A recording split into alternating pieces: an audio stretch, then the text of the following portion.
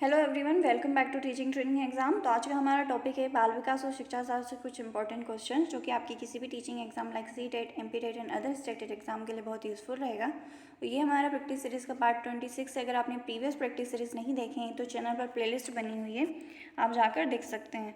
तो सबसे पहले स्टार्ट करते हैं क्वेश्चन से। फर्स्ट क्वेश्चन है, किसी विद्यार्थी की सबसे महत्वपूर्ण विशेषता है। फर्स्ट ऑप्शन है उत्तरदायित्व की अनुभूति यानी सेंस ऑफ रिस्पॉन्सिबिलिटी।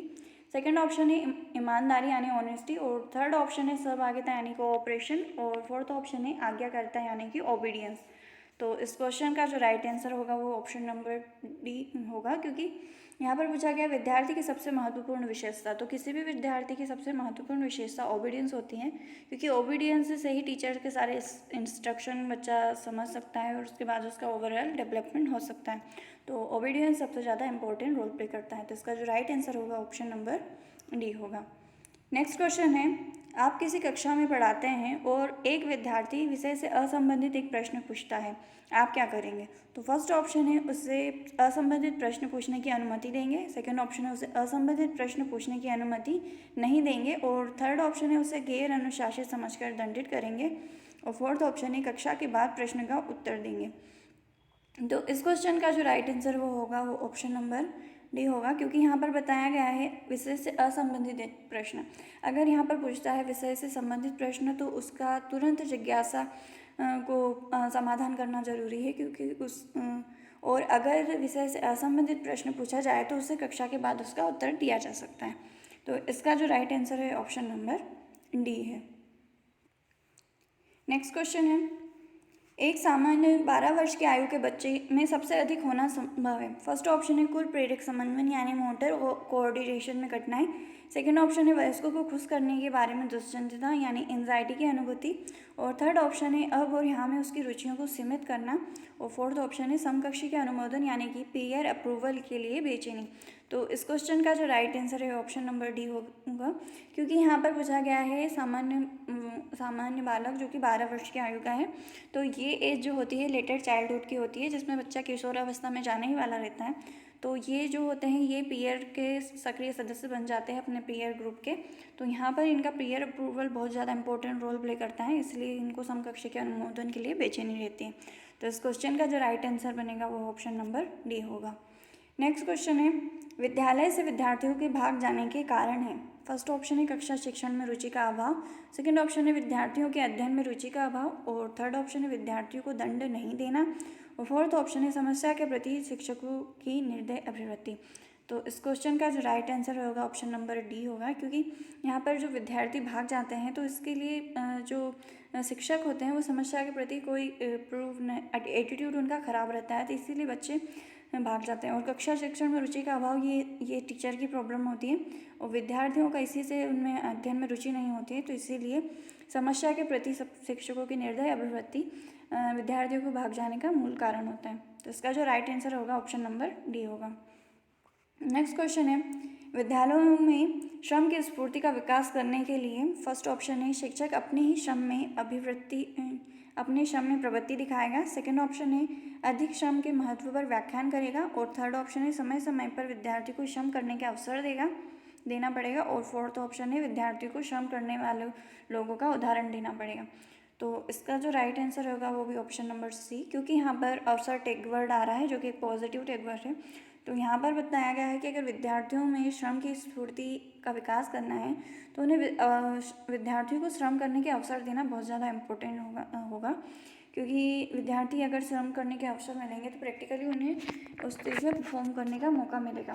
और यहाँ पर बताया गया है नेक्स्ट अदर ऑप्शन में शिक्षक अपने ही श्रम की प्रवृत्ति दिखाएगा। ये कुछ हद तक ठीक हो सकता है, पर इससे प्रैक्टिकली इम्प्रूवमेंट नहीं होगा। और विषय पर शिक्षक श्रम के महत्व पर व्याख्यान के करना ये बिल्कुल भी इम्पैक्ट नहीं डालेगा। तो इसका जो राइट आंसर होगा ऑप्शन नंबर सी होगा। नेक्स्ट क्वेश्चन है, बाल विकास की परिभाषा का अध्ययन क्षेत्र है जो फर्स्ट ऑप्शन है मानवीय सामर्थ्य यानी ह्यूमन एबिलिटीज़ में परिवर्तन का परीक्षण करता है। सेकेंड ऑप्शन है जीवन अवधि के दौरान व्यवहार की व्याख्या ढूंढेगा। थर्ड ऑप्शन है बच्चों की वयस्क तथा वरिष्ठ नागरिकों के साथ तुलना करेगा। और फोर्थ ऑप्शन है किसी बच्चे के संज्ञानात्मक, सामाजिक तथा दूसरे सामर्थ्यों के क्रमिक विकास के लिए उत्तरदायी होगा। तो यहाँ पर पूछा गया है बाल विकास यानी कि चाइल्ड डेवलपमेंट की परिभाषा है और उसके अध्ययन क्षेत्र क्या है। तो इस क्वेश्चन का जो राइट आंसर बनेगा वो ऑप्शन नंबर डी होगा, क्योंकि यहाँ पर बाल विकास के अंतर्गत हम संज्ञानात्मक यानी कि कोग्निटिव, सामाजिक यानी कि सोशल सारे डेवलपमेंट और other development like physical development और उनका मोरल डेवलपमेंट का हम क्रमिक विकास का अध्ययन करते हैं। तो ये बाल विकास की परिभाषा पूछ रहा है तो ये सबसे बेस्ट परिभाषा होगी। और अदर जो ऑप्शन है जैसे मानवीय सामर्थ्य, ह्यूमन एबिलिटीज़ का परिवर्तन परीक्षण करता है, तो ये हो गया ह्यूमन साइकोलॉजी के लिए। और ये जो क्वेश्चन में पूछा गया है कि ये चाइल्ड साइकोलॉजी यानी कि चाइल्ड बाल विकास के बारे में पूछा जा रहा है, तो इसका जो राइट आंसर बनेगा वो ऑप्शन नंबर डी होगा। नेक्स्ट क्वेश्चन है प्राथमिक शिक्षक के लिए बाल मनोविज्ञान का ज्ञान आवश्यक है क्योंकि। फर्स्ट ऑप्शन है यह बच्चों को अनुशासित बनाने में सहायता करता है। सेकंड ऑप्शन है परीक्षा के परिणाम में उन्नति होती है। थर्ड ऑप्शन है बच्चों को अभिप्रेरित करने के लिए सुविधाजनक तरीका बन जाता है। और फोर्थ ऑप्शन है यह बच्चों के व्यवहार को समझने की शिक्षक की सहायता करता है।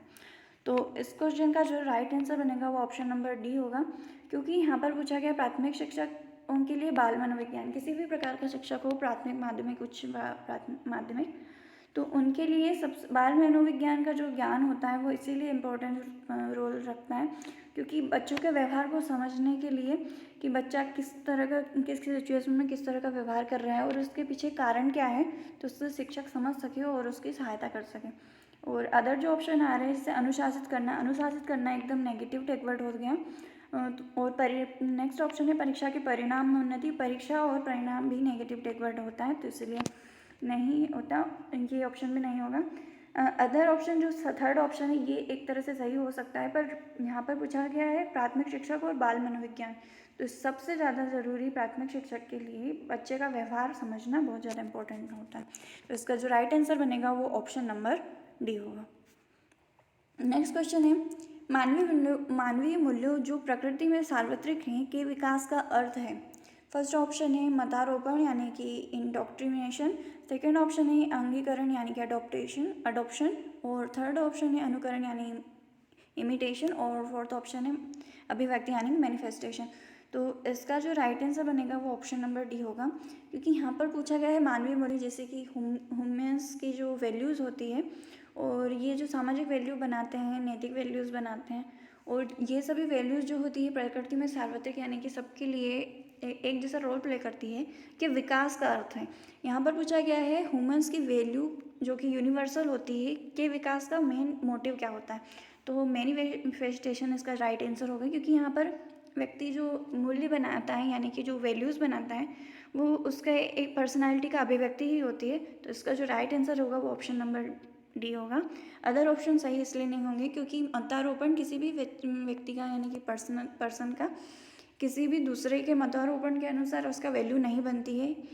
इमिटेशन कुछ हद तक हो सकता है पर इमिटेशन भी किसी की वैल्यू बना नहीं सकता, अडॉप्टेशन भी वैल्यू नहीं बना सकता है। तो मैनिफेस्टेशन अभिव्यक्ति किसी की पर्सन की पर्सनैलिटी को अभिव्यक्त करने के लिए जो मानवीय मूल्य होते हैं वो उसका विकास का अर्थ होता है। तो इस क्वेश्चन का जो राइट आंसर है ऑप्शन नंबर डी है। नेक्स्ट क्वेश्चन है अपने विद्यार्थियों को समझने के लिए एक शिक्षक में अच्छी जानकारी होनी चाहिए। फर्स्ट ऑप्शन है बाल मनोविज्ञान की, सेकंड ऑप्शन है बच्चों को समझने की प्रवृत्ति की, और थर्ड ऑप्शन है विषय वस्तु के प्रति विद्यार्थियों की मत की, और फोर्थ ऑप्शन है उपरोक्त सभी की। तो इस क्वेश्चन का जो राइट आंसर है वो ऑप्शन नंबर डी होगा, क्योंकि यहाँ पर पूछा गया है कि किसी भी विद्यार्थी को समझने के लिए शिक्षक को क्या जानकारी होना जरूरी है। तो बाल मनोविज्ञान यानी कि चाइल्ड साइकोलॉजी उसको बहुत ज़्यादा इंपॉर्टेंट रोल प्ले करेगी। नेक्स्ट ऑप्शन है बच्चों को समझने की प्रवृत्ति यानी कि इंक्लिनेशन टॉवर्ड्स अंडरस्टैंडिंग चिल्ड्रन, क्योंकि बच्चों को समझ सके, उसकी प्रवृत्ति को समझ सके, ये इम्पोर्टेंट रोल होगा। विषय वस्तु के प्रति शिक्षार्थियों के मत की, उस सभी का ज्ञान इम्पोर्टेंट है अगर किसी बच्चे को समझना है। तो इसका जो राइट आंसर है वो ऑप्शन नंबर डी होगा। नेक्स्ट क्वेश्चन है निम्न में से किस स्तर में बच्चे अपने समकक्षी वर्ग के सक्रिय सदस्य बनते हैं। फर्स्ट ऑप्शन है किशोरावस्था, सेकंड ऑप्शन है वयस्कावस्था, और थर्ड ऑप्शन है प्राक बाल्यावस्था, और लास्ट ऑप्शन है बाल्यावस्था। तो इसका जो राइट आंसर है होगा ऑप्शन नंबर ए होगा। ये बहुत फेमस क्वेश्चन है, हर बार टेट के एग्जाम में आता है और यूपी टेट 2011 में आ चुका है। तो यहाँ पर बताया गया है कि किसी बच्चा का समकक्षी वर्ग के सक्रिय सदस्य बनते हैं। देखिए, अगर बाल्यावस्था का का समझें हम, तो शिक्षा समकक्षी वर्ग के सदस्य तो होते हैं, पर किशोरावस्था में उनका अप्रूवल बहुत ज़्यादा इंपॉर्टेंट रोल प्ले करता है। तो किशोरावस्था में समकक्षी वर्ग के सक्रिय सदस्य बन जाते हैं, जिनके लिए पीयर अप्रूवल बहुत ज़्यादा इंपॉर्टेंट हो जाता है। तो इसका जो राइट आंसर बनेगा वो ऑप्शन नंबर ए होगा। तो ये थे कुछ इंपॉर्टेंट क्वेश्चन जो कि यूपी टेट 2011 में आ चुके हैं। अगर आपको वीडियो अच्छा लगा हो तो प्लीज़ लाइक शेयर सब्सक्राइब कीजिएगा। Thank you for watching.